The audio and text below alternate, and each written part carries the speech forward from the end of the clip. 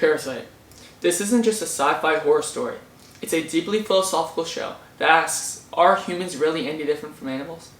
And if we are, who says so?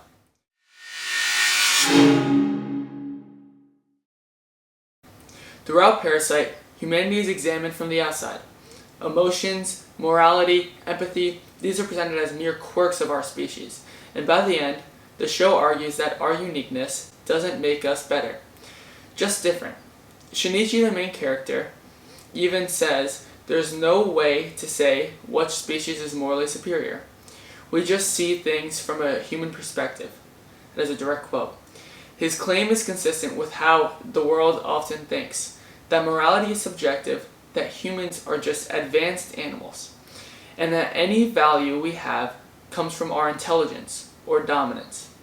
But here's the thing. Parasyte gives us a brilliant analogy that actually undermines that view.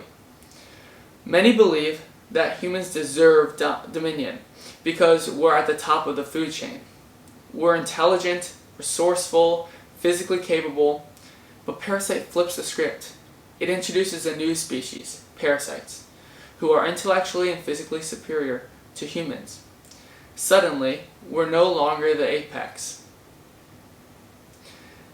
This forces us to ask, is it wrong for the parasites to kill us, or are they simply taking their place at the top, the way we did with animals? Deep down we know the answer. Their killing of humans isn't just survival, it's evil. And that points us to something important.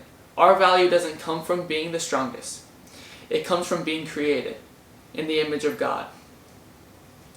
Let us make mankind in our image, and let them have dominion. That is Genesis 1:26-28. Our dominion isn't earned, it's appointed. Because Shinichi doesn't know God, he begins to worship nature itself. He sees nature as a force with its own logic, life, death, balance. He tries to accept that moral truths are just illusions created by humans to cope. But that worldview leaves him empty. They exchanged the truth about God for a lie and worshipped and served the creature rather than Creator. Romans 1:25. When we reject the Creator, all we have left is the creation and nature. No matter how beautiful, can't tell us who we are and our values. Reiko. She's one of the most powerful characters in Parasyte. She's highly intelligent, and throughout the show, we watch as this parasite becomes more human than most of the actual humans. Her arc is the reverse of Shinichi's. While Shinichi loses his humanity after the loss of his mother, Reiko gains it through becoming one, after being pregnant and eventually giving birth to a human baby. She goes from being a killer to a protector, and ultimately she sacrifices herself for her child. Greater love has no one than this, to lay down one's life for one's friends. John 15:13. Reiko didn't evolve, she loved, and in that love she reflected something divine. Parasyte ends with moral ambiguity. It shrugs its shoulders at what makes us special.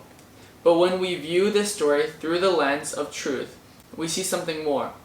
Humanity's emotions, conscience, and self-sacrifice aren't evolutionary glitches. They're signs, fingerprints, reflections of the one who made us. Genesis 1:28. God said, "Have dominion over every living thing that moves on the earth."